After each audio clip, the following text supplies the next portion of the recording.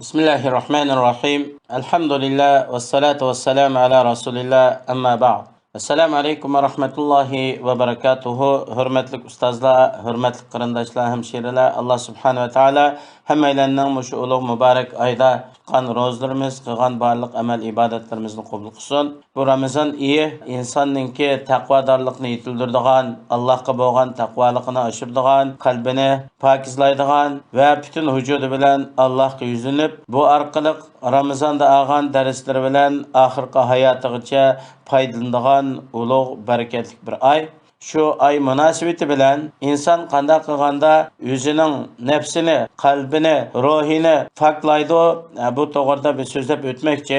Allah subhanahu ve taala Qur'oni Karim Shams surasida shunday aytadi: A'udhu billahi mineşşeytanirracim. Bismillahirrahmanirrahim. Veş-şemsi ve duhaha vel-qamari iza talaha ven-nahari iza cellaha والليل إذا يغشاها والسماء وما بناها والأرض وما طحاها ونفس وما سواها فألهمها فجورها وتقواها قد أفلح من زكاها وقد خاب من دساها.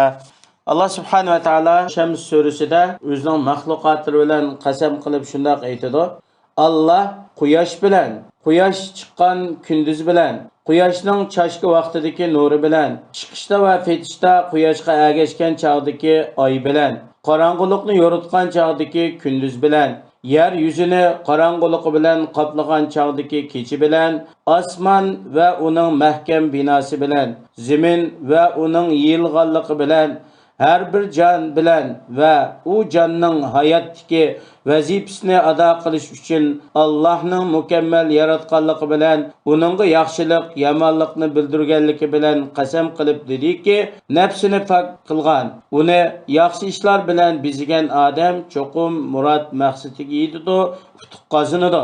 O'z nafsini gunoh ma'siyatga va nafsi xohishlariga ergashgan odam cho'qim ziyon tortadi. Allah subhanahu ve taala qad aflaha man zakkaha, yani nefsini fakizlagan, nefsini üstügen, ruhiyatını üstün tutkan adam utuq qazandı dedi. Bu ayetteki zakat degen söz, bu yaxşılıkni ziyoda qilish. Ayetteki maksat o'z nafsini pok tutish uchun sa'iy qilgan, o'zining nafsini isloh qilgan, Allah subhanahu wa ta'alaga taat, ibodat, yaxshiliklarni ko'p qilish, yomonlikdan, gunoh, ma'siyatdan yiroq qilgan odam cho'qim utuq qozonadi, murod maqsadiga yetadi. Allah subhanahu wa ta'ala oyatda vaqad khaba man dassaha, o'z nafsini gunoh ma'siyatga, nafs xohishiga ergashgan odam ziyon tortdi dedi. Bu yerda dassa degan so'zning o'zi, ya'ni yoshirish, bir narsani maxfiy qilish. Gunoh ma'siyat o'z nafsida maxfiy bo'ladi. Buni inson o'zi qilgan gunoh ma'siyat xatolikni, o'zining ayb nuqsonliklarini o'zi ko'rib olmaydi. İnson o'z nafs xohishiga ergashib, nafsining nima talabi bo'lsa shuni qondirib, bu shariatga uyg'unmi yoki uyg'un emasmi deb o'z nafs xohishi bilan minib qolsa, bu inson halok bo'ladi, dunyo oxiratda ziyonga uchraydi. Shunga inson davomli nafsini pok tutish kerak.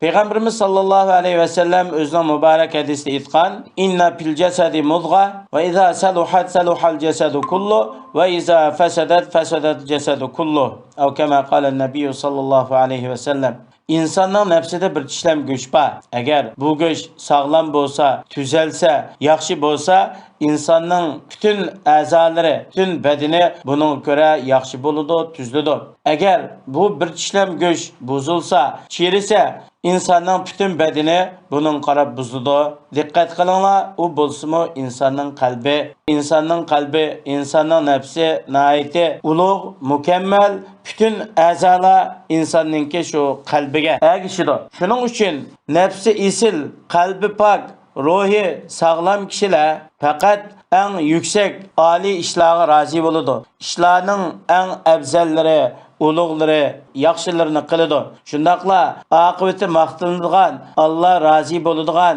va dunyo oxiratda murod maqsadi hosil bo'ladigan isil ishlar bilan shug'ullanadi. Ammo Pastkash nafslar bo'lsa, pastkash narsalarning atrofida cho'gilib yuradi. Xuddi chivin nijosatning atrofida cho'gilib, nijosat qo'ngandek, nafs fas. Bundaq kishilarmi doim shu chivinga o'xshash bo'ladi. Ammo nafsi isil bo'lgan, qalbi sap bo'lgan, ma'naviyati yuqori bo'lgan kishilar, masalan, zulmga rozi bo'lmaydi. Fohisha, nachar ishlarga rozi bo'lmaydi. O'g'irlik, xiyonat, aroq ichish degandek bundaq ishlarga rozi bo'lmaydi. Bundaq ishlarni yoqtirmaydi. Chunki bu nafsning isilligi, oliyligi buningdan kattadir va ulug'dir. Ammo kirlangan va yaxshilik yuzlanmagan nafs degan nihoyatda nachar, paskina ishlar bilan shug'ullanadi. İnsanninki nefsi nimaga munosib bo'lsa, shuningga moyil bo'ladi va o'zining shakllari bilan tepishidi. Ya'ni insonning nafsi pok bo'lsa, ruhi sog'lom bo'lsa, qalbi temiz bo'lsa, bu inson shundoq pok, sharaflik, isil shundoq kishilar bilan moyil bo'lib, ular bilan o'tirish qo'pash munosabat qiladi. Ammo nafsi sog'lom emas, boshqalarga doim ziyonkashlik qilishni o'ylaydigan, boshqalarga hasadxo'rlik, ko'rolmaslik, buning bilan to'shab ketgan nafs bo'lsa, boshqalarningki qilgan mayli diniy tarafdan bo'lsin, dunyolik tarafdan bo'lsin, natija utuqlarini ko'rolmaydi, hasad qiladi, doim pastkash, razillik bilan bo'ladi. Shuning uchun musulmonninki o'z nafsi uchun haqqi va nafsini pokizlash, nafsini yaxshilik, taat, ibodat bilan gullantirish bu musulmonga haqliq. Payg'ambarimiz sollallohu alayhi va sallam o'zining muborak hadisida va inna li nafsika alayka haqqo. Haqiqatan sening nafsing uchun sening ustingga bir haqqi va nafsingning haqqi va ya'ni inson har haqni o'z yo'lida ado qilish kerak. O'zining haqqi bo'ladi, oilasining haqqi bo'ladi, bola chaqalarining haqqi bo'ladi, kelgan mehmonning haqqi bo'ladi, qo'lim qo'shnilarning haqqi bo'ladi va yashayotgan jamiyatning haqqi bo'ladi. Har bir haqni o'z yo'lida ado qilish kerak. Va atu kullazi haqqin haqqa. Har bir haq egasiga o'zining haqqini ado qilgan. Bu nafsining hech qanday bir haqqi yo'qdek, shu doim o'z nafsiga bisim qiladigan, o'z nafsini Allah subhanahu va taolo yaratgan va nafsi ehtiyojlik bo'lgan mubah, durust ishlardan cheklab mahrum qiladigan shunday kishilar bor. Bu to'g'ri bo'lmagan bir qarash. Yana ba'zi kishilar bor, nafsini xoliqini qo'yib etib, ko'nglimizni rohat tutamiz, nafsimizni siqmaymiz deb, nafs xohishiga ergishib, nafsini qo'yib etib, xatolashib qoladigan. Shuning bilan nafs xohishi bilan nurg'un cheklangan ishlarga tushib qoladigan, oxirida o'zini va butun hayotini, dunyo oxiratini halok qiladigan bunday ishlar bo'ladi. Shuning uchun mushundaq ishlardan inson nafsini pok tutishi intayin muhim bo'ladi. Endi bu inson o'z nafsini qanday pokizlaydi? Masalan, insonning kiyim-kechaklari kir bo'lib qolsa, buni har xil sapun parshuklari va har xil tozalash suyuqliklari isil narsalar bilan tozalab, inandan keyin xushbo'y, atir, ambar, ifar degandek narsalarni chechib turgan bo'lsa, kiyim-kechak nihoyat go'zal, xushbo'y bo'lib ketadi. Ammo nafsini qanday pokizlaydi? İnsan nefsini şer'i ko'rsatmalar bilan, o'ttirhanlik bilan, adolat bilan chektinma oshirib etmasdan, sal qaramasdan, balki nafsini poklashda Payg'ambar alayhisolamning ko'rsatmasi, Payg'ambar alayhisolamning manhajlari, prinsiplari shuni lozim tutib, shu bo'yicha ish qilgan vaqtida inson o'zining nafsini haqiqiy pok tuta oladi. Shuning uchun biz so'zlamoqchi bo'lgan darsimizda insonning o'z nafsini poklashi, nafsini yaxshilik, taat, ibodatlar bilan o'stirishi, nafsini barliq nachar illat, yomon sifat, razilliklardan poklashiga yordam beradigan muhim bo'lgan 10 qoidani so'zlab o'tamiz. O qoidalar bir-biridan muhim bo'lganlikdan bu asos darsimizni kela hafta boshlaymiz.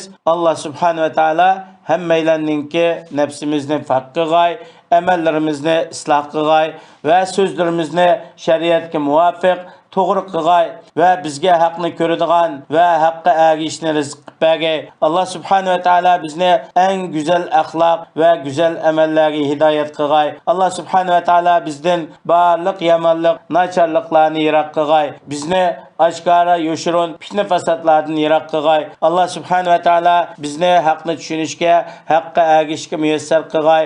Batilni batil deb tushunib, inondan yiroq bo'lishga muyassar qilg'ay. Va sallallohu ala sayyidina Muhammad va ala alihi va sahbihi ajma'in. Assalomu alaykum va rahmatullohi va barakatuh.